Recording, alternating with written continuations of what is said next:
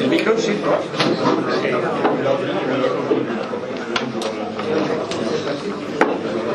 Bueno, buenas tardes a todos. Hoy ha venido a hacer la conferencia del cuerpo mi buen amigo Pedro Serra Rosell a impartir la última conferencia de la temporada. El doctor Pedro Serra Rosell nació en Palma de Mallorca y posteriormente se trasladó a Barcelona, donde se ha dedicado profesionalmente a la arquitectura durante 40 años. En el año 2001 entró como socio en la Sociedad Catalana de Genealogía, donde ha ocupado diversos cargos. Al poco tiempo ya formaba parte de la Junta Directiva y desde el año 2015 es su vicepresidente. Se ha especializado en sigilografía y desde el año 2006 imparte un curso anual sobre esta materia. Es máster universitario en Derecho Nobiliario, Genealogía y Heráldica por la UNED de Madrid, obteniendo en el año 2016 el grado de doctor cum laude de la Facultad de Derecho de esta universidad. Es académico correspondiente en Barcelona de la Real Academia Matritense de la Historia, la Genealogía y la Heráldica.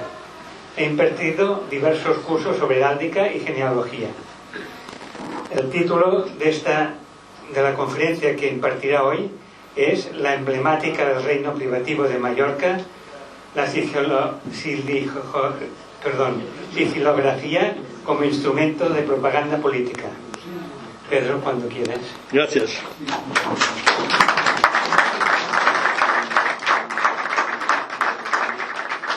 Protector, con permiso. Gracias. Buenas tardes.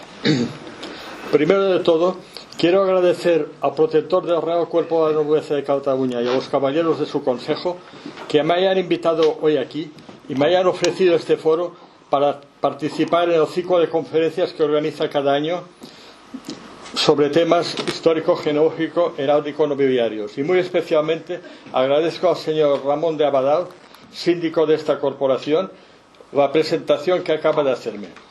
Lo agradezco también el haberme propuesto para dar esta conferencia.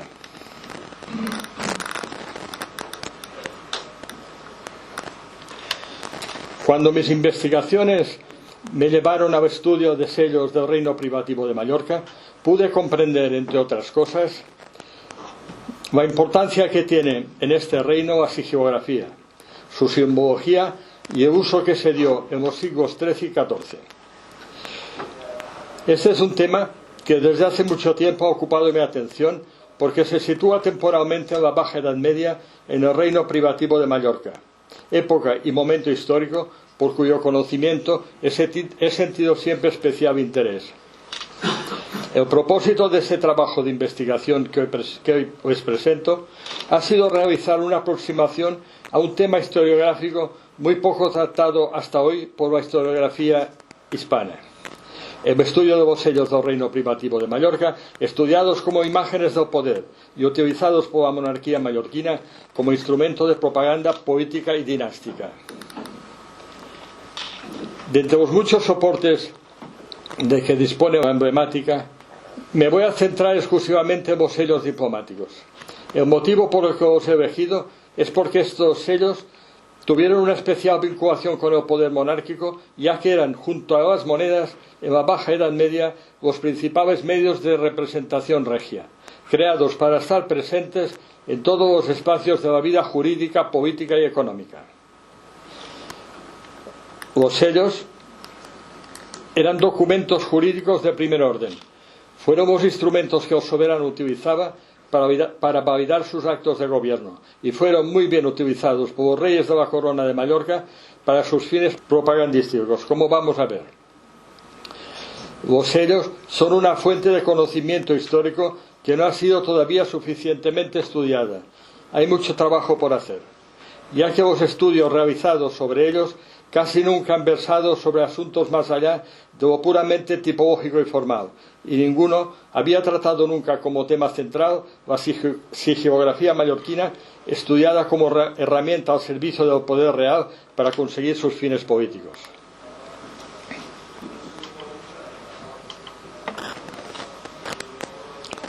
Para empezar, es necesario que pongamos límites a este trabajo. En primer lugar, el geográfico. Hemos centrado el estudio en lo que fue el reino privativo de Mallorca, tanto los territorios insulares como los continentales. En el marco cronológico, el estudio se reduce a la Baja Edad Media, en un periodo de casi 100 años. Empieza en 1276, en el momento de la muerte del rey Jaime I y la división que hizo de sus territorios entre sus dos hijos, en dos reinos independientes: el reino de Aragón y el reino privativo de Mallorca, con la consiguiente creación de la dinastía mallorquina. El punto final del estudio coincide con la extinción de la dinastía. En el año 1375, a la muerte del infante don Jaime, hijo del rey Jaime III de Mallorca, por no poder dar la dinastía cumplimiento a las condiciones testamentarias impuestas por Jaime I, su fundador, el cual dispuso que si la dinastía mallorquina se quedase sin descendencia ignaticia legítima, se extinguiría y la corona de Mallorca pasaría a integrarse a la corona de Aragón, circunstancia que ocurrió 30 años después de la batalla de Llucmajor, donde Pedro IV de Aragón ocupó el reino después de deshacerse de su rey Jaime III de Mallorca.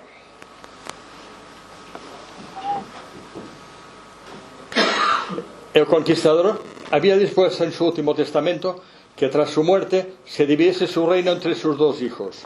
Correspondió al primogénito, el infante don Pedro, futuro rey de Aragón, futuro rey Pedro III el Grande, la totalidad de la herencia patrimonial que Jaime I había heredado de su padre, el rey Pedro Católico. Así heredó el reino de Aragón y el condado de Barcelona. Ha crecido con el reino ganado de Valencia. Todo ello representaba el 80% de los territorios de la antigua corona de Aragón. Lo ven en el mapa, ¿verdad? Sí. Se puede ver. A ver, aquí no hay.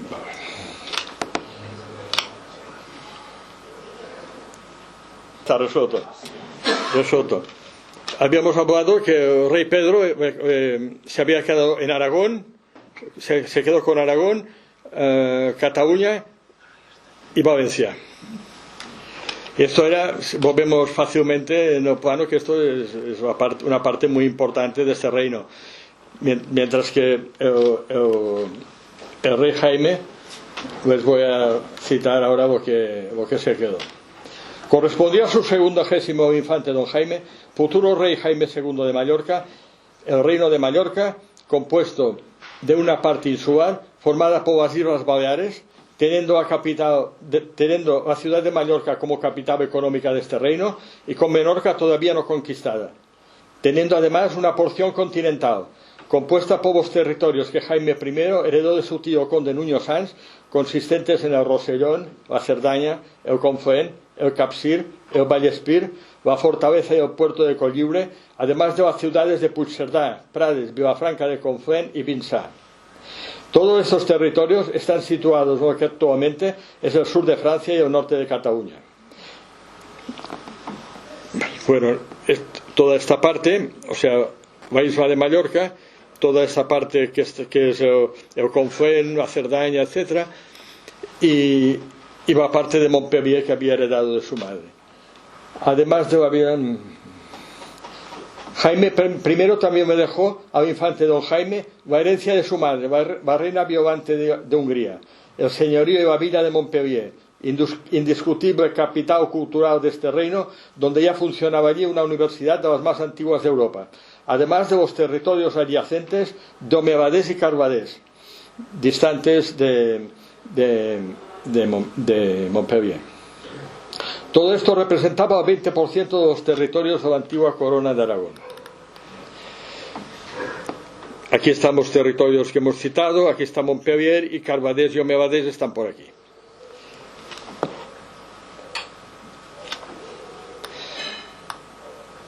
Este reparto territorial levantó muchas tensiones. El infante Pedro no estuvo de acuerdo en que se dividiese el reino, pues encontró un amplio apoyo entre los varones aragoneses y amplios sectores de la burguesía catalana. El primogénito y sus sucesores, desde posiciones no amparadas en fuero, nunca aceptaron el reparto. En el hecho de que Jaime I hiciera prevalecer su voluntad, se ha querido ver la influencia de su esposa, la reina Violante, que quería que sus dos hijos ambos fueran reyes. Así lo dispuso el rey. Y en este trabajo no vamos a valorar la oportunidad de romper el estatus territorial que tenía la antigua corona de Aragón dentro del ámbito peninsular, ni el error político que representó esta división que debilitaba la corona de Aragón en el arco mediterráneo.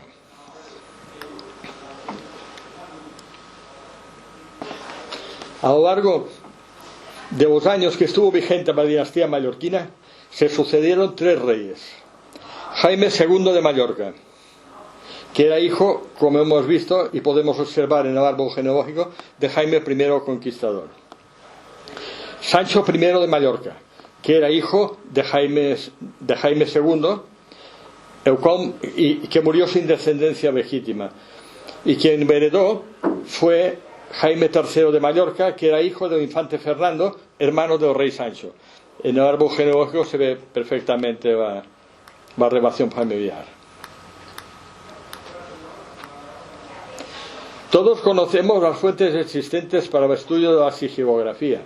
Son catálogos de sellos, como la sigilografía catalana de Fernández Segarra, sellos españoles de la Edad Media de Menéndez Pidal y tantos otros. También podemos citar otras fuentes, las insignias de la realeza en la Edad Media española de Percy Sherman, la coronación de los reyes de Aragón de Bonifacio Palacios y otros que, sin ser específicamente de esta materia, son básicos para entender los temas tratados en este trabajo. Si analizamos estos catálogos, vemos que básicamente están enfocados a aumentar el número de casos conocidos, son meramente descriptivos y por lo general no van más allá de hacer unas descripciones de los sellos que estudian e ilustran. He querido hacer algo más que describir los sellos, traer una nueva manera de acercarnos a estas fuentes tradicionales, para dar una visión de lo que el poder quiere conseguir con ellos. Lo he centrado en ver las causas que hicieron que estos sellos son como son, y en esta labor de lectura, estudio e interpretación consiste este trabajo de investigación. No vamos a explicar ahora la historia del reino privativo de Mallorca, porque consumiríamos el tiempo que tenemos para esta exposición. Solamente mostraremos aquellos hechos que fueron determinantes para que los sellos sean como son. Para estudiar este tema, tan ligado al problema del poder, he elegido como camino por donde circular el de la historia política, en donde podemos apreciar los cambios habidos en los sellos y las motivaciones que las han producido, viendo con relativa claridad las novedades que ha aportado cada tiempo político. Solo mostramos en este trabajo fotografías y dibujos relacionados con el texto, procedentes de la sigilografía, indicando su contenido y su procedencia bibliográfica. Para empezar, quiero apuntar un hecho muy importante para entender esta historia política y las relaciones de poder que existían en la época feudal. Los reyes mallorquines eran feudatarios del conde de Barcelona, rey de Aragón, por los territorios situados al sur de Francia y en el Pirineo. Y a su vez eran feudatarios del obispo de Magabona, que a su vez era vasallo del rey de Francia, por la baronía de Montpellier y los territorios adyacentes. En este sudoku feudal se resume toda la complicación política en la que se haya metido el reino privativo. No se puede ser vasallo a la vez de dos señores, y menos si están enfrentados desde hacía mucho tiempo. Este fue el pecado original de este reino, en el que tuvo que desenvolverse, y que les llevó primero a tenerse que infeudar, y luego a tenerse que verse integrado en la corona de Aragón.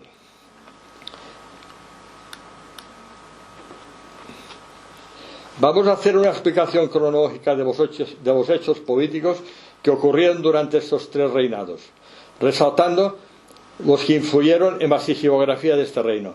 Pero antes es preciso que hablemos un poco de heráldica, para ver cuál era la señal real del rey de Mallorca. Todos los reyes de la dinastía mallorquina usaron siempre en sus manifestaciones heráldicas las armas que habían heredado de la dinastía aragonesa. ¿Cuál era la señal real del rey de Aragón y cómo se transmitía? De todos es conocido que la primera manifestación auténtica de las armas la encontramos en los pavos del escudo blocado del sello ecuestre del conde de Barcelona Ramón Berenguer IV del año 1157. Se puede afirmar que el escudo de este sello contiene una de las manifestaciones heráldicas más antiguas de Europa. En 1137, el conde de Barcelona Ramón Berenguer IV se casó con Petronila, hija del rey de Aragón Ramiro I el Monje y heredera de este reino. En virtud de este matrimonio, el novio era miembro del pleno derecho de la Casa Real de Aragón. Petronila tomó el título de reina de Aragón y Ramón Berenguer el de príncipe de este reino, ya que se casó, según la fórmula jurídica tradicional aragonesa, del matrimonio en casa. Esto supone que, al no haber descendiente varón, el esposo cumple la función de gobierno, pero no es el cabeza de la casa, función que solo se otorgará al heredero cuando llegue. Así pues, la señal real del rey de Aragón es sobre oro pavos de gules, dicho incorrectamente las 4 barras. He dicho incorrectamente porque en lenguaje heráldico no son barras, son pavos. Las barras son inclinadas, mientras que los pavos son verticales. Así pues, la señal del rey de Aragón es sobre oro pavos de gules. La forma de representar la señal real en esta época era variable. Variaba el número de pavos en función de las características del soporte y de la forma. Cada representación concreta pedía un número de pavos y se ponían tantos pavos como pedía la estética. Así vemos escudos con 2, 3, 4 o más pavos, y todos representan la señal real. En un principio, la costumbre en la Casa Real de Aragón era que las armas plenas se transmitieran entre todos los integrantes de la dinastía de forma generalizada, como vamos a ver a continuación. A finales del siglo XII, los hijos de Ramón Berenguer IV usan la señal real en sus escudos. Alfonso Castro, rey de Aragón, usó sello propio a partir de 1172. Usa armas plenas, como es lógico, porque es el rey. Es el primero de estos dibujos de la pantalla. Estos dibujos son del libro Sceaux et Bus de Louis Blanchard de 1860. Vemos que lleva la señal del rey de Aragón, lleva los pavos de gules en campo de oro. Bueno, no se ve porque son sellos y los sellos no tienen color, pero intuimos que lo lleva en el escudo y lleva las guardapas del caballo. El siguiente es el infante Pedro de Aragón, futuro Ramón Berenguer IV de Provenza, que fue nombrado conde por su hermano rey Alfonso. También usa la señal real, como podemos ver en el escudo de su sello ecuestre. Al igual que lo hace su otro hermano, Sancho I, conde de Cerdaña, que es el siguiente de la diapositiva. Conde de Cerdaña y Provenza, como vemos en su sello de 1180. En la generación siguiente, los hijos de Alfonso Castro, el infante Alfonso y el infante Fernando, presentan las señales de los pavos en los escudos de sus sellos ecuestres, como podemos ver también. Situación parecida la observamos en el sello de Nuño Sans, que era hijo del conde Sancho I de Cerdaña y por lo tanto también era nieto de Ramón Berenguer IV. En su sello ecuestre se nos muestra con el escudo y las vestiduras del caballo luciendo la señal real, la misma señal que muestra en su sello ecuestre de doble cara, posterior a 1234. En el anverso el conde lleva el escudo con la señal de los pavos y en el reverso lleva otro con las calderas, que son las armas de los Núñez de Lara, la familia de su madre. Llegamos ya a los hijos de Jaime I. Siguieron con la misma costumbre, pero aplicada de distintas maneras según la madre. Veámoslo. El primogénito, el infante Alfonso de Aragón, hijo de la reina Leonor de Castilla, unió la señal de los pavos con el escudo de Castilla mediante una bordura de 20 castillos, según la costumbre tan castellana de brisar las armas paternas con la bordura de las maternas. Aquí he podido poner el escudo porque no tengo un sello. El sello es como de su madre, pero lleva el escudo que tenemos aquí grafiado a la derecha. Sus hermanastros, hijos de la reina Violante de Hungría y del rey Jaime I, no brisaron las armas. Así vemos que el sello del infante Sancho, que era arzobispo, el infante Sancho, que era arzobispo de Toledo, es un sello de tipo eclesiástico estante, donde el infante se nos presenta bajo un docelete, mostrando un escudo a su derecha, con la señal de los palos de Aragón. El sello del infante Pedro, futuro rey de Aragón, y el del infante Jaime, futuro rey de Mallorca, son iguales de pequeño tamaño y de tipo heráldico. Ambos muestran únicamente la señal real sin ninguna brisura.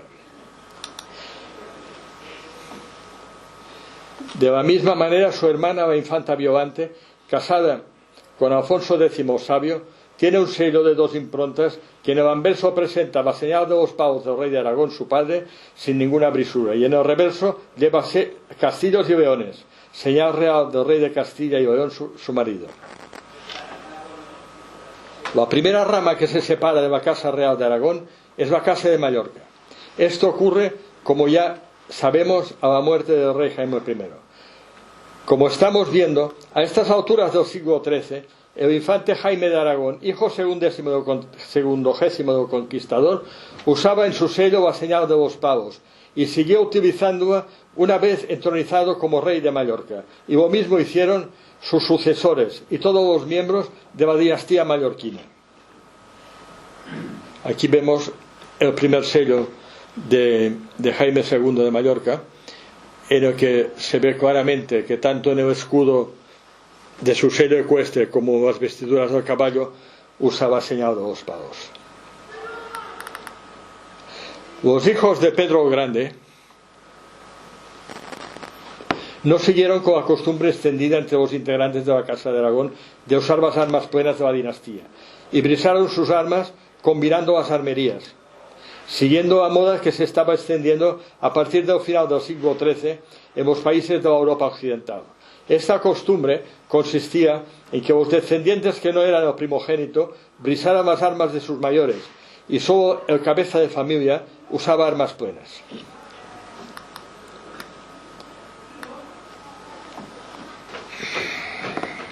Hacia el año 1287, cuando el infante Jaime, hijo primogénito de Pedro III el Grande, pasó a Sicilia para ser regente de este reino, se le hizo un sello en donde optó en su escudo personal por un cuarteado con los palos de Aragón y el águila de los Hohenstaufen, señal heráldica de la casa de Suabia, de donde procedía su madre Constanza, hija del rey Manfredo de Sicilia.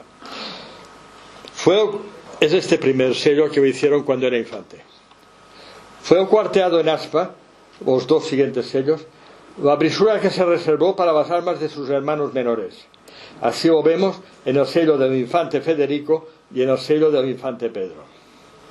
Al morir el rey de Aragón, Alfonso III el Liberal, sin descendencia, su hermano Jaime, que como hemos visto estaba en Sicilia, tuvo que pasar a la península como Jaime II el Justo, rey de Aragón y Sicilia. Aquí tenemos su sello, que en sus armas luce las armas de Aragón y de Sicilia, pero ya no como brisura, sino como armas propias, porque era rey de los 2 reinos, ¿no? 5 años después, cuando su hermano Federico fue coronado rey de Sicilia, adoptó como armas personales el águila de los palos de Aragón y mantuvo el cuarteado en aspa que tenía en sus armas de infante. El destino hizo que estas armas llegaran a ser las armas territoriales del reino de Sicilia. Aquí no tiene ningún sello, actualmente no se conserva ninguno de Federico II, y he hecho la trampa de poner un nieto suyo, Federico III. Este Federico III, como ustedes saben, también fue rey de Sicilia. Vemos que en su escudo ecuestre luce el escudo de Sicilia, que es el que hemos dicho del cuartelado en Aspa de Aragón-Staufen, y el resto es un sello con una representación majestática en la primera impronta. Los sellos de oro, bueno, como ustedes ya saben, hay diversos materiales para hacer sellos. Los primeros fueron de cera, que se hicieron durante mucho tiempo, y tenían el problema de que son muy frágiles, y actualmente cuesta mucho que lleguen enteros, ¿no? Tenemos estupendos catálogos de sellos, por ejemplo el de Ferran de Sagarra, donde vemos unos sellos fantásticos, pero estos sellos no existen. Estos sellos se han hecho por la unión de varios sellos por procedimientos fotográficos. Lo normal es que cuando aparece un sello en un archivo y demás no esté en estas condiciones. Aparte de los sellos de cera, existen también los sellos de plomo, que estos vienen de la tradición bizantina y pontificia. Estos sellos son mucho más duraderos, se conservan mucho mejor, tienen el problema que se oxidan y muchos de ellos también se estropean, pero llegan en bastante buen estado. Y últimamente estamos sellos de oro. Estos son muy pocos. Estos, por distintas razones, no han llegado hasta nosotros.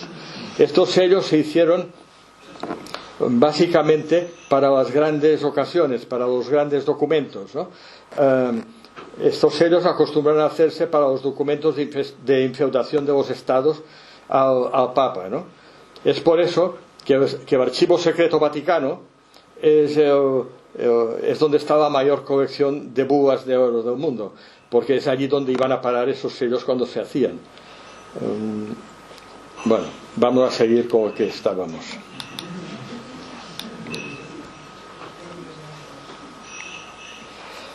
Los reyes descendientes de Jaime I se sentían con igual derecho a usar el emblema de los pavos de oro y gules. Ambos se sentían ramas principales de la dinastía. Ambos reyes de Aragón y Mallorca heredaron las armas y las usaron de igual manera. Así, todos los reyes de la dinastía de Mallorca utilizaron desde un principio la señal real que habían heredado, que a partir de este momento fue la señal real del rey de Mallorca, sin añadir nunca ninguna brisura en su emblema personal dinástico, porque este era la costumbre establecida en aquel momento entre todos los miembros de la dinastía de Aragón, y no había ninguna necesidad de cambiarla, ni cuando heredaron la corona, ni cuando tuvieron que infeudar su reino, ni cuando en diversas ocasiones después de perder la corona se lo exigieron. ¿Por qué los reyes de Mallorca tenían esta actitud tan terca?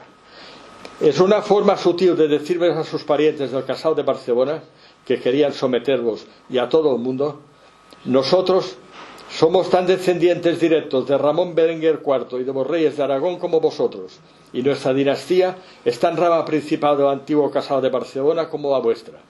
Era una forma de reivindicar ante todo el mundo, mediante la heráldica, su independencia respecto a la dinastía reinante en Aragón. En definitiva, vemos claramente con ello que estos reyes usaron la heráldica para hacer propaganda política. Hablemos de las insignias del poder en la corona de Mallorca. Pensemos que en los siglos XIII y XIV, en una sociedad casi analfabeta, el valor de la imagen era superior al valor de la escritura. Los sellos, junto a las monedas, eran un modo eficaz que tenían los soberanos de transmitir a sus súbditos la imagen que quería darles de su poder soberano. A la hora de acercarnos a la iconografía de sellos y monedas para su estudio, hemos de tener presente que la intención de los artistas que las realizaban era más mostrar una representación jerárquica del soberano de carácter simbólico que mostrar sus rasgos físicos característicos. ¿Cómo sabemos, pues, que el personaje mostrado es un rey, un noble o un simple guerrero? Los reyes son siempre reconocidos porque llevan en sus representaciones las insignias reales, cuya presencia es ineludible. Las insignias reales que acompañan la representación figurativa de los reyes de Mallorca son la corona, el trono, el cetro, el pomo crucífero, la espada, las vestiduras regias, el escabel y todo aquello que en el curso de la historia ha sido utilizado como signos de soberanía. Estas insignias reales tenían carácter sacro y situaban al rey por encima del resto de los mortales, elevándolos sobre ellos. Hay que reseñar que estas insignias no son exclusivas de los reyes mallorquines, pues coinciden como símbolos de la iconografía real en otros territorios cristianos de la Europa occidental. Aquí con este sello aprovecho para explicarles lo que es el escabel.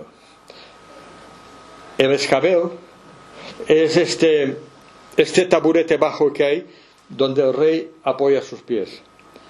Esto lo acostumbraban a llevar todas las representaciones majestáticas, para significar que el rey no está de pies en la tierra como el resto de los mortales, sino que está entre el cielo y la tierra. No está en el cielo, pero tampoco está en la tierra.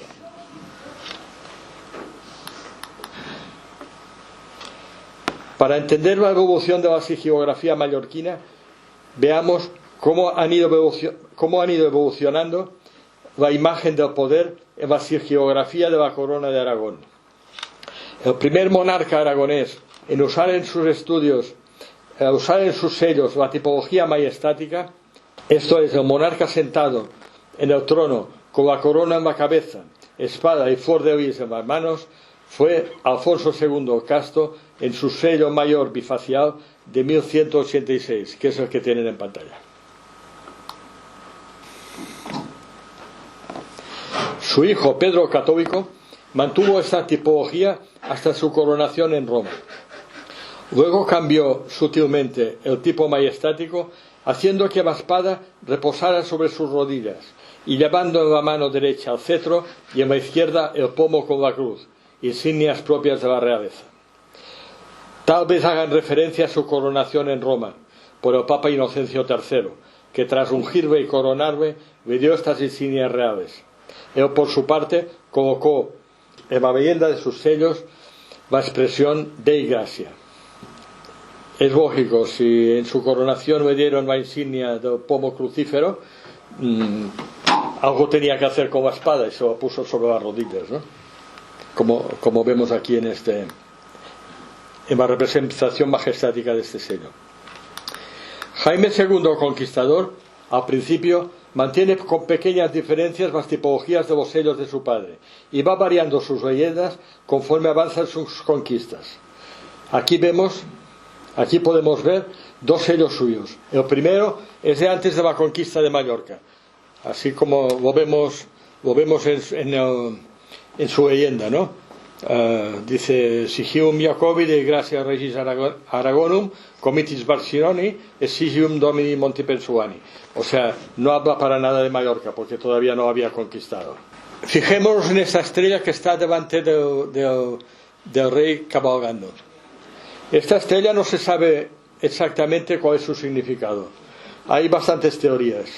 La más extendida es que es la señal que indica que este rey era templario, pero no se ha podido demostrar científicamente.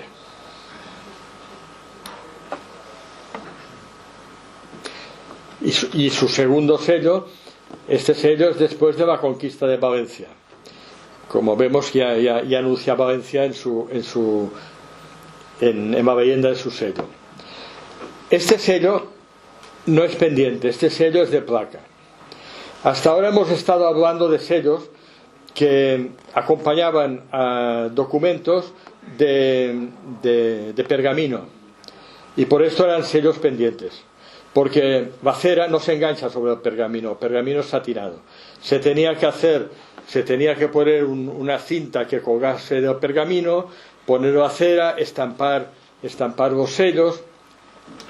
Pero cuando se llegó al papel, y más aquellos papeles primeros que eran muy rugosos, entonces permitió poner cera y se enganchaba sobre el papel. Entonces solamente con estampar el sello había bastante. Entonces aparecieron los sellos de placa, y este es uno de ellos. Ese es el sello que hizo, me parece que lo he dicho, después de la conquista de Valencia. Jaime I dejó de poner el Dei Gracia en las leyendas de sus sellos, ante la exigencia de infeudar sus reinos por parte de la sede apostólica, para poder ser coronado por el pontífice. El conquistador aceptaba infeudar los reinos heredados, como había hecho su padre, pero no los reinos privativos de Mallorca y Valencia, que él los había conquistado. Debía decirle al Papa: santidad, no hagamos bromas, que esto es mío, ¿no? Nunca se solucionó estas diferencias. Por lo visto, estos argumentos no bastaron, y Jaime I nunca fue coronado rey por el Papa. Entremos ahora a hablar de los sellos mallorquines. Como vamos a ver, el reino privativo de Mallorca, desde el mismo día de su implantación, puso en marcha un estudiado proyecto iconográfico. Los primeros sucesores de Jaime I en la corona de Mallorca siguieron con las tradiciones geográficas de sus mayores, y la tipología de los sellos de Jaime II de Mallorca y Sancho I apenas evolucionó. Se varió la leyenda cuando varió por sucesión la intitulación real. Vemos que es una tipología mucho más uniforme que las de otros reinos hispanos. Jaime II de Mallorca, dicho pacífico, reinó durante casi 21 años y fue la figura básica de la dinastía mallorquina, el gran consolidador de la corona. Tuvo dos periodos de gobierno bien diferenciados. En el primero, encaminó sus esfuerzos en resolver la legitimidad frente a dos grandes vecinos que lo codiciaban: el reino de Aragón, que nunca asimiló la división del reino de Aragón y necesitaba Mallorca como punto de apoyo para su expansión por el Mediterráneo, y el reino vecino de Francia, que quería hacerse con sus territorios continentales situados al norte del Pirineo. Jaime II era consciente de que el suyo era un reino pequeño y desperdigado, muy difícil de defender. Después de varios desencuentros con su hermano, el rey Pedro III de Aragón, y ante la presión ejercida por el rey de Francia, decide ser pragmático y se reúne con su hermano Pedro III el 20 de enero de 1279 en el convento de los predicadores de Perpiñán, donde reconoce, muy a su pesar, ser vasallo del rey de Aragón y tener en feudo sus territorios, excepto el señorío de Montpellier y los territorios adyacentes. A partir de este momento, en los territorios del Rosellón correrá solo moneda catalana y se observarán los usages de Barcelona. Atención a este dato de la moneda, de que a partir de este momento solamente correrá moneda catalana, porque volveremos a él. Poco tiempo después, el rey mallorquín se declaró vasallo del rey de Francia también, el rey Felipe II el Atrevido, así como del obispo de Magabona por el señorío de Montpellier y sus agregados, de los cuales Jaime I de Mallorca también era vasallo. Este sello es interesante porque está estampado en cazoleta de madera. Esto es una rareza, y además es un buen sistema para protección de este sello. Fijaos, este sello debe tener 700 años fácilmente, y lo bien que se conserva, ¿no? Es una representación típica majestática de los reyes de Francia. Este tipo de representación majestática tuvo mucha influencia en los sellos mallorquines. Siguiendo el modelo de su padre, Jaime II de Mallorca continuó utilizando la tipología majestática en los anversos de sus sellos mayores, reservando la ecuestre para los reversos y para los sellos menores, incorporando los mismos elementos simbólicos que su padre para referenciar su poder soberano: el trono, la corona, el cetro, las vestiduras, etc. Así son el sello común de 1287 y el sello menor de 1294. Ambos son de cera y de diseño más bien tosco como los de su padre. Jaime II, a fin de legitimar más el poder real, al principio de su reinado había estado en entredicho por la oposición de algunos de sus súbditos, recuperó la expresión de gracia en la leyenda de sus sellos, que se había perdido en los sellos de la última época de su padre. Esta expresión es un agradecimiento a Dios por haberlo ungido como su representante en la tierra, a la vez que pone de manifiesto la creencia existente en la Edad Media de que el poder procedía directamente de Dios. La costumbre fue recuperada por Jaime II y mantenida por sus sucesores hasta el final de la dinastía. El uso de esta jaculatoria en cada sello es hacer propaganda religiosa y a la vez hacer propaganda dinástica. Después de varios desencuentros y malentendidos entre el rey de Aragón, el de Francia y el de Mallorca, que no rebato para no hacer demasiado larga esta historia, el rey Pedro III de Aragón invadió Conflent y tomó por sorpresa Perpiñán, asaltando el palacio de los reyes de Mallorca. Jaime II de Mallorca pudo huir, pero la reina Esclaramunda y sus hijos fueron hechos prisioneros y encarcelados.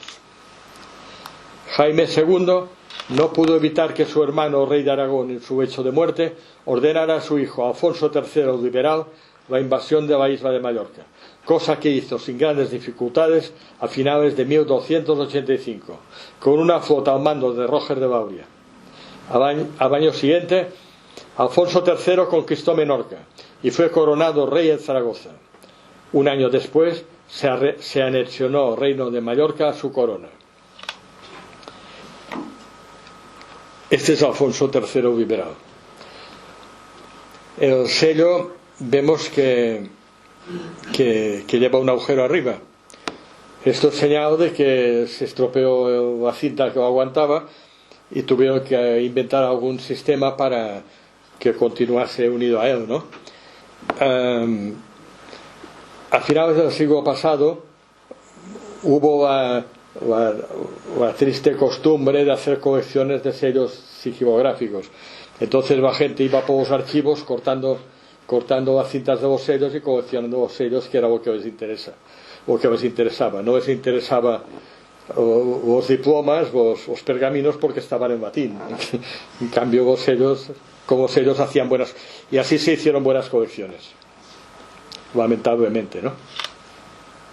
Jaime II de Mallorca, fíjense que repito mucho Jaime II de Mallorca y Jaime II de Aragón, porque como los nombres se repiten, si no se le pone la indicación detrás, no se entiende de lo que se está hablando, ¿no?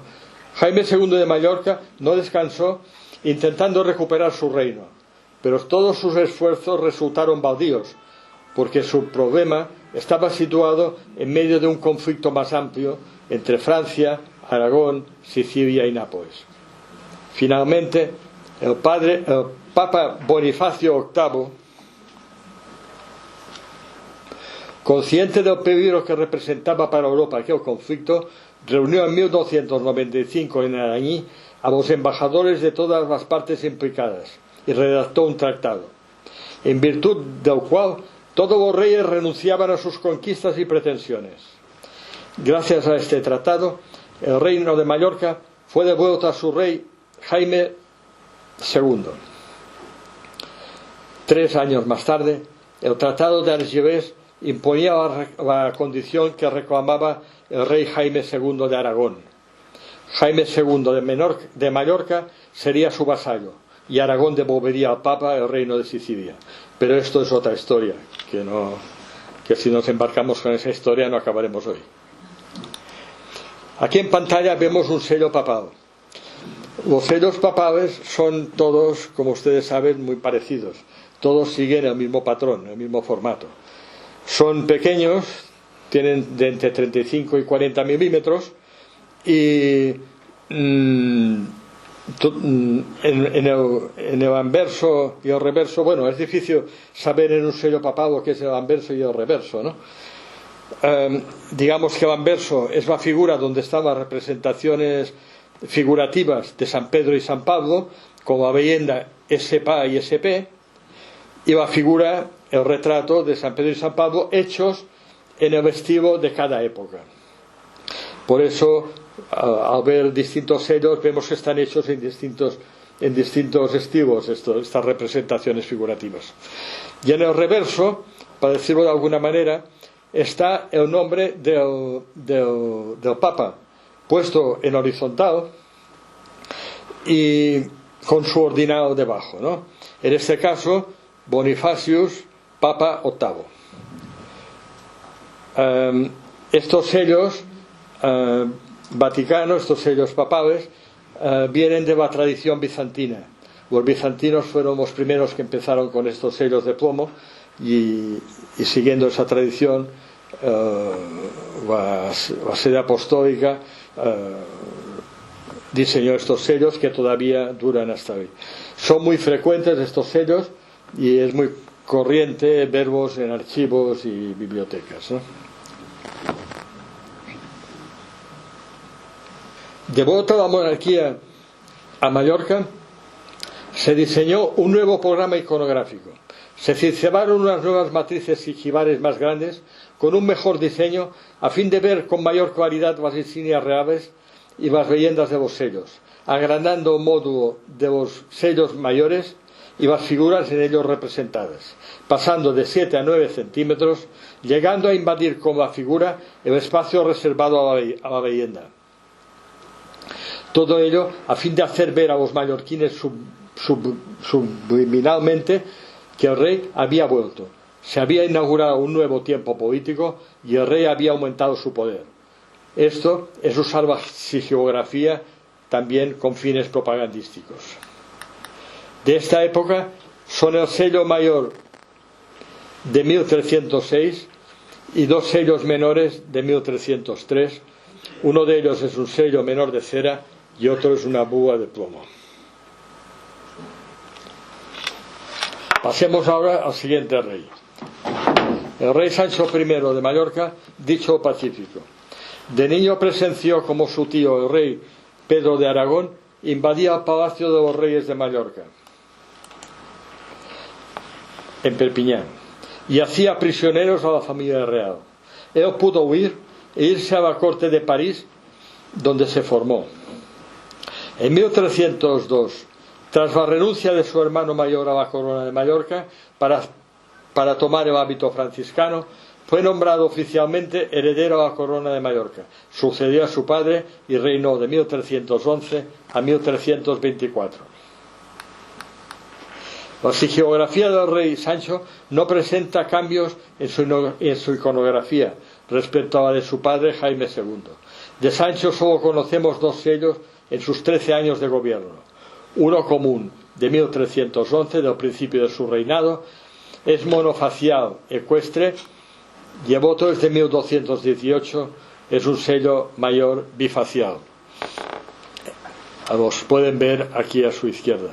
Son sellos bastante continuistas como los que hemos visto de sus antecesores. A partir del Tratado de Arañí, las relaciones entre la corona de Mallorca y la de Aragón se normalizaron. Fue entonces cuando Jaime II de Aragón diseñó una inteligente política matrimonial para estrechar las relaciones entre las cortes de Mallorca, Aragón, Nápoles y Sicilia, y como consecuencia pacificar todo el arco mediterráneo occidental. En este sentido, convenció al rey Jaime II de Mallorca para que casase a sus dos hijos con los hijos de Carlos II de Nápoles de la casa de Anjou, cuyo reverso de su sello mayor, este sello ecuestre, lo vemos en pantalla. Esto es un hermoso sello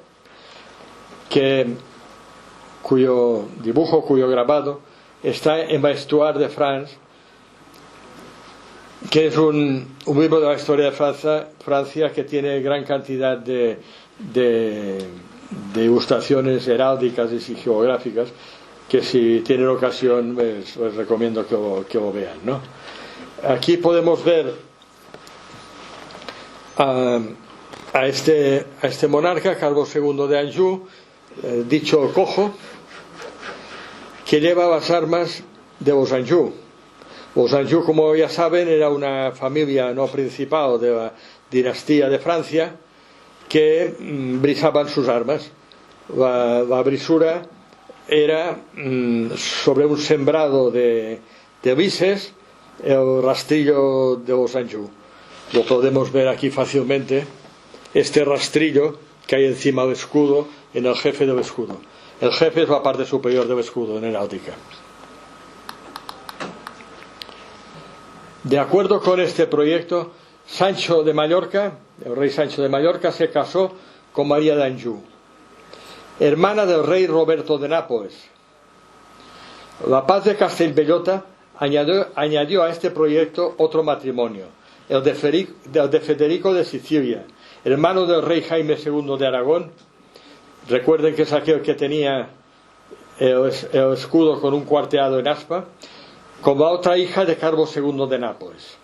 Esto reforzó los lazos de la Casa de Barcelona y la Casa de Anjou, consiguiendo el objetivo perseguido de pacificar todo el Mediterráneo occidental. Esto que vemos es otra búa de plomo, es la búa de infeudación del reino de Sicilia al Papa. También tiene el mismo escudo con el rastrillo y el sembrado de flores de lis.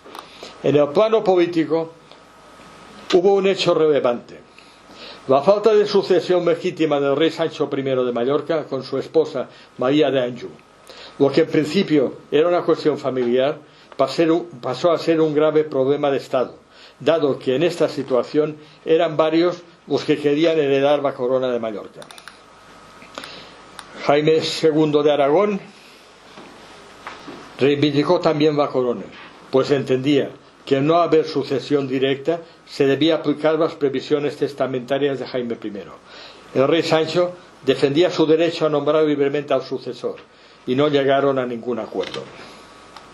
Estos fueron los años de mayor tensión política entre las dos coronas, llegando Jaime II de Aragón a apoderarse del Rosellón y la Cerdaña, pero la intervención oportuna del Papa Juan XXII y los buenos oficios diplomáticos del infante Felipe de Mallorca, presbítero y hermano del rey Sancho, evitaron la guerra.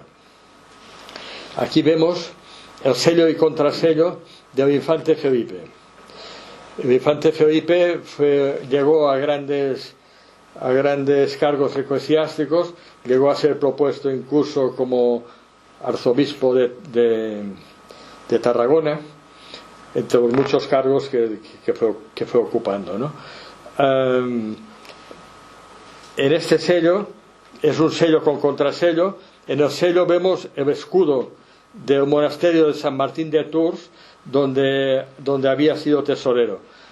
De este eclesiástico tenemos solamente un sello, y no es de la última época, sino de la primera. Aquí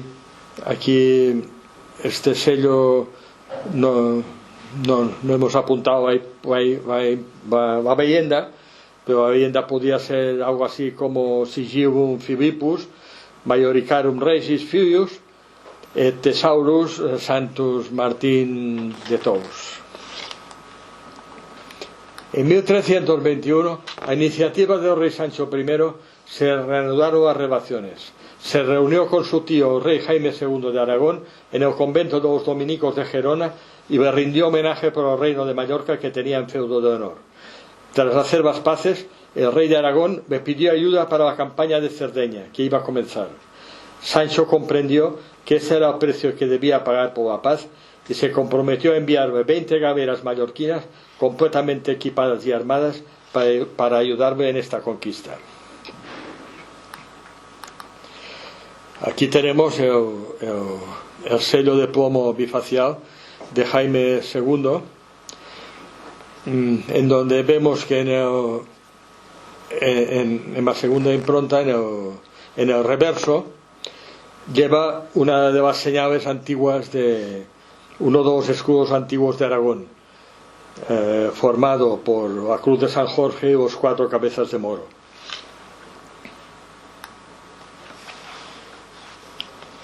Finalmente, Sancho nombró heredero de sus estados a su sobrino, el futuro rey Jaime III, hijo del infante Felipe de Mallorca e Isabel de Sabrán, princesa de Morea Acaia, principado situado al norte del Peloponeso. Al poco tiempo, en 1324, moría el rey Sancho en Santa María de Formigueras, en Cerdaña. Heredó la corona a su sobrino de 9 años, Jaime III de Mallorca, dicho temerario, como estaba previsto. El infante Felipe ejerció la tutoría del niño durante su minoría de edad y presidió el Consejo de Regencia del Reino de Mallorca. Al principio del reinado se acuñó para el nuevo monarca un sello ecuestre monofacial en una línea muy continuista con el reverso del sello de su tío de 1318. Es el primero de los tres sellos mostrados en pantalla. Esta vez volvió Jaime II de Aragón a reivindicar la corona de Mallorca, pero en realidad lo que me interesaba era solucionar el préstamo que había recibido para la campaña de Cerdeña. Estaba claro, Jaime II aceptaba a Jaime III como rey de Mallorca a cambio de la condonación del préstamo. El precio era alto, pero el infante Felipe no tuvo más remedio que aceptarlo, consiguiendo a cambio que el rey de Aragón presentase su renuncia formal a sus derechos dinásticos sobre la corona mallorquina. En 1329, Jaime III juró los principios del reino de Mallorca a los 14 años y seguidamente prestó vasallaje a su primo Alfonso Benigno, rey de Aragón, y a partir de entonces las relaciones con el reino vecino fueron fluidas, hasta la llegada al trono de Aragón de Pedro IV Ceremonioso, que tenía gran rivalidad con el rey de Mallorca.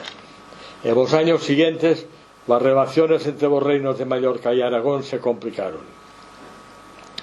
Este es el primer sello que hicieron a Pedro Ceremonioso cuando subió a la corona de Aragón, que es exactamente de 1335, que es la fecha de que estamos hablando ahora. Los dos reyes eran primos y cuñados y sus caracteres estaban predestinados a enfrentarse trágicamente. Los dos eran orgullosos, impulsivos y amantes del lujo y de todo aquello que realzara su dignidad.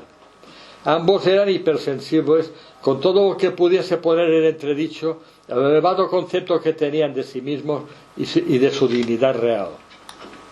Jaime era 4 años mayor y se había creado un prestigio internacional y cultural muy superior al de su cuñado Pedro, lo cual era muy importante en la Edad Media, donde el prestigio de un rey no se medía solamente en el campo de batalla. Jaime estaba más viajado, ya que había ido en repetidas ocasiones de Palma a Barcelona, Perpiñán, a Montpellier y allí a Francia, donde era amigo y huésped habitual del rey Felipe IV de Francia.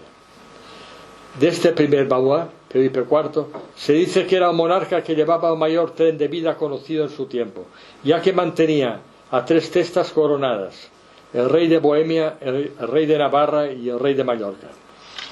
Jaime III también mantenía magníficas relaciones de amistad con el papado y con los reyes de Castilla, Nápoles, Sicilia, Inglaterra y Marruecos.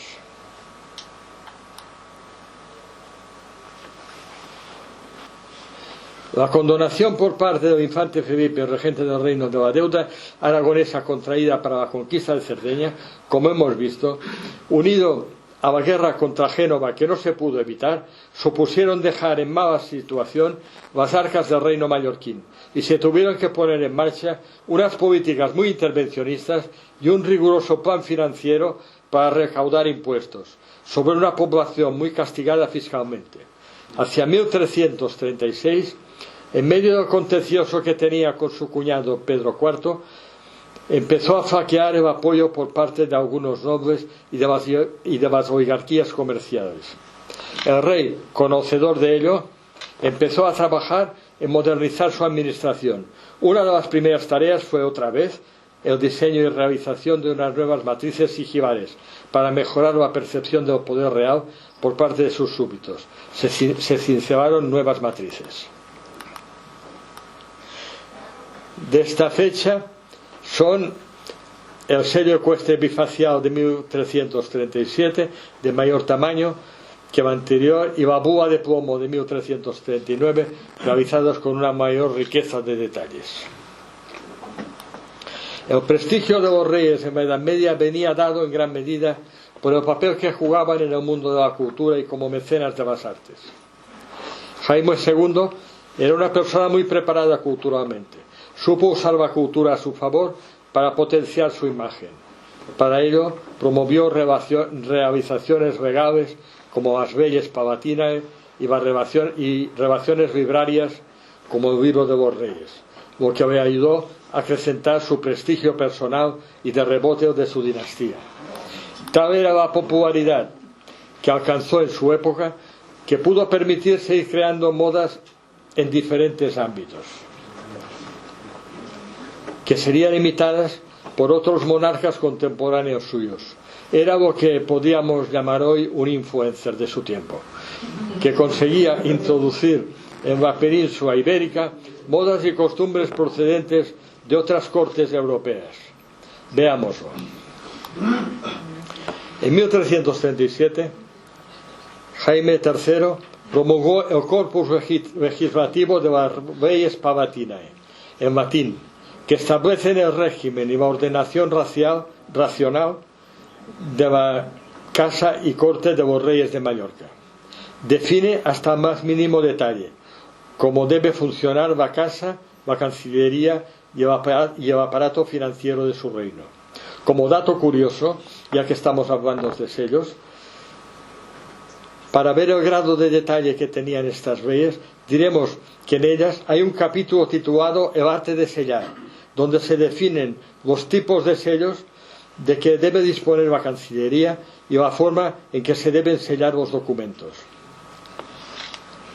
Estas leyes fueron todas originales de Jaime III o fueron copiadas de antiguos textos de cortes europeas con los que Jaime III tenía relación. Perdón. El profesor sevillano Colom, después de haber estudiado documentos de los 3 reyes de Mallorca, opina que muchos de los servidores y cargos palaciegos definidos en este códex ya existían antes de la promulgación de las leyes, tanto en la corte de Mallorca como en la corte de Aragón. Algo tuvo que ver también el conocimiento de la corte francesa, donde se había formado, y la influencia de las amistades reales que tenía. La originalidad que tuvo Jaime III fue la de recopilar en un solo cuerpo jurídico todas esas disposiciones, más las suyas propias, y organizarlas en un bello códice artísticamente iluminado, que vemos a continuación. Vamos a ver si sigue bien. Muerto Jaime III, Pedro IV se apoderó de sus pertenencias, entre ellas su codiciada biblioteca. Dicen que era de las más valiosas de su tiempo, pero no encontró las leyes palatinae, porque el rey mallorquín se las había dado al rey de Francia, que posteriormente se las regaló al duque de Borgoña, camino por el cual llegaron a la Biblioteca Real de Bruselas, donde hoy se conservan intactas después de casi 700 años. Pedro IV debió procurarse una copia de este códex, que hizo traducir del latín al catalán en la Cancillería aragonesa. Cambió el nombre de Leyes Palatinae por Ordinacions. A partir de aquí fueron promulgadas en la Corte de Aragón como obra original de Pedro IV y fueron conocidas y posteriormente aplicadas en todos los reinos peninsulares. No fue hasta finales del siglo XIX que los historiadores descubrieron que, exceptuando el capítulo que habla del Camarvengo, el resto de la obra es un plagio de las Leyes Palatinae de Jaime III.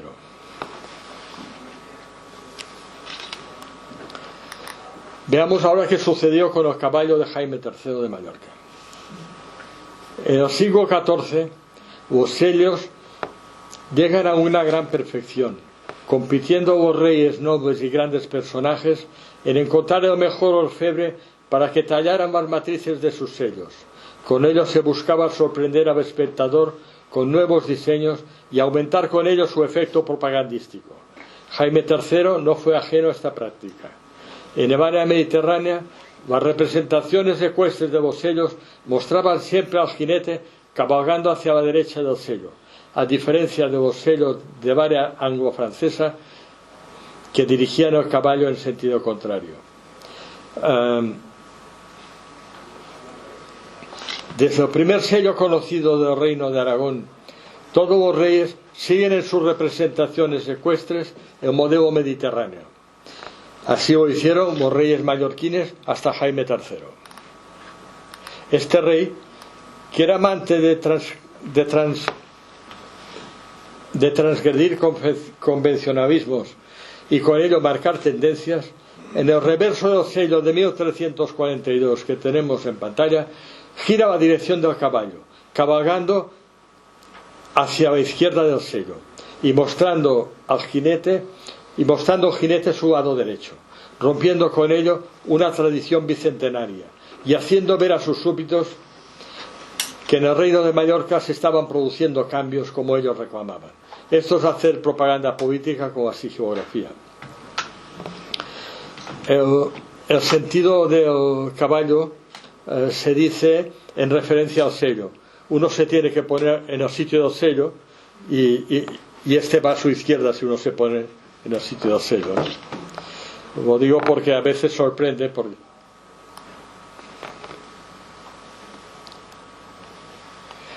Pedro IV de Aragón, en 1340, en el primer sello donde se proclama rey de Mallorca, imita la moda introducida por el depuesto rey mallorquín, girando la dirección del caballo. A partir de entonces, todos los reyes sucesores suyos en la corona de Aragón apuntaron este cambio. Aquí he puesto el sello anterior, sello ecuestre anterior de Pedro IV de Aragón y el que se hizo hacer después de anexionarse Mallorca a su corona, siguiendo la iniciativa de Jaime III. Siguiendo esta nueva moda, el rey Pedro I de Castilla y León, en su sello ecuestre de 1350, año de su coronación, se nos muestra marchando también hacia la izquierda del sello.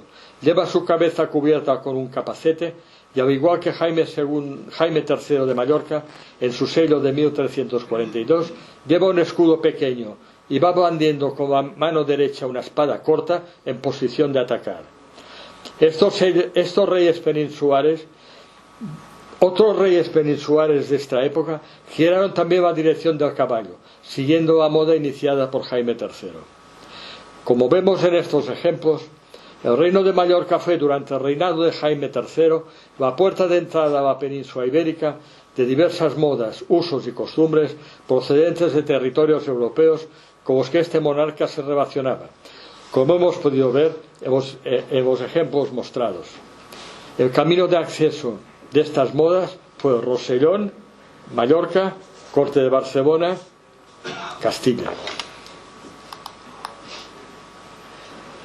El ceremonioso, con el fin de reintegrar la corona de Mallorca a la de Aragón, como habían querido hacer todos los reyes aragoneses desde Jaime I, empezó a maniobrar en el exterior con el fin de dejar a Jaime III sin apoyos, a la vez que empezó una campaña de intoxicación en territorios del rey de Mallorca a fin de debilitar su figura. Pedro IV, como conde de Barcelona, con el pretexto de que Jaime III había hecho acuñar moneda propia en la Cerdaña y en el Rosellón, cosa que tenía prohibido por el Tratado de Enfeudación de 1279, como hemos hecho notar en su momento, en aplicación del derecho feudal, y dado que la violación del pacto lo legitimaba para el desahucio del vasallo incurso en felonía, citó a Jaime III a declarar en Barcelona, y al no presentarse lo declaró contumaz. A partir de este momento se inicia un proceso en el que, como Pedro IV era juez y parte, acabó con una sentencia confiscatoria de sus dominios. El operativo militar para conquistar Mallorca se llevó a cabo rápidamente y sin oponer resistencia apenas por parte de los mallorquines. Un ejército profesional reclutado por Jaime III para reconquistar la isla de Mallorca desembarcó cerca de Pollensa y de camino a Ciutat de Mallorca se toparon con las tropas del rey de Aragón en una explanada cerca de Llucmajor. Jaime III, que iba en la expedición, fue reconocido y cayó en una emboscada. Fue decapitado en aquel mismo lugar por un oscuro almogávar a las órdenes de Pedro Ceremonioso. De esta época convulsa son el sello mayor de 1342, donde giró la dirección del caballo, del cual ya hemos hablado, y los sellos comunes, el de 1344 y el último es del año de su muerte, ocurrida en 1349. En estas nuevas matrices, los tres sellos tienen rasgos comunes, donde se nota la influencia de la sigilografía de la corte francesa. Las imágenes del campo del sello invaden el espacio de la leyenda. En todos ellos, un polvo buado envuelve el campo del sello, dándole un aspecto gótico, estilo imperante en su tiempo. En todos ellos, una pequeña fornícula cubre la cabeza del monarca, a modo de baldaquino, que acentúa más el carácter sagrado del soberano.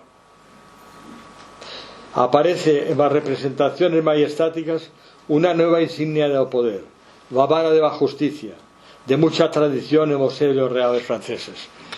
Fíjense que hasta ahora tenían el pomo, el cetro, una flor de lis, pero nunca había aparecido ni en los sellos de Aragón ni en los sellos de Mallorca la vara de la justicia, cosa que aparecía desde hacía muchos años en los sellos franceses, de los cuales Jaime III tenía tanto conocimiento por haberse formado allí y tener amistad con estos reyes.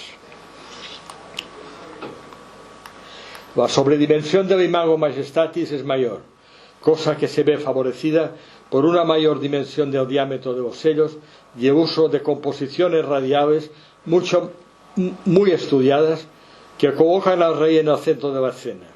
Todo ello va encaminado a conseguir un mayor impacto propagandístico con estos sellos.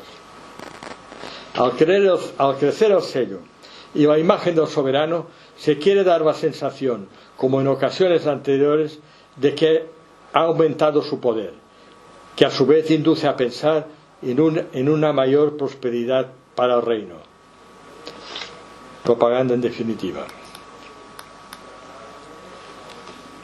Como conclusiones finales, podemos afirmar que durante el periodo de tiempo que estuvo vigente el reino privativo de Mallorca, su emblemática y concretamente su sigilografía jugó un papel muy importante, siendo un poderoso instrumento de propaganda que ayudó a la dinastía allí establecida a aumentar su prestigio y conseguir sus fines políticos. Espero y deseo que esta exposición les haya gustado y que si en adelante, cuando en sus visitas culturales, archivos, bibliotecas o museos se encuentren algún sello diplomático, se acuerden ustedes de los reyes de Mallorca.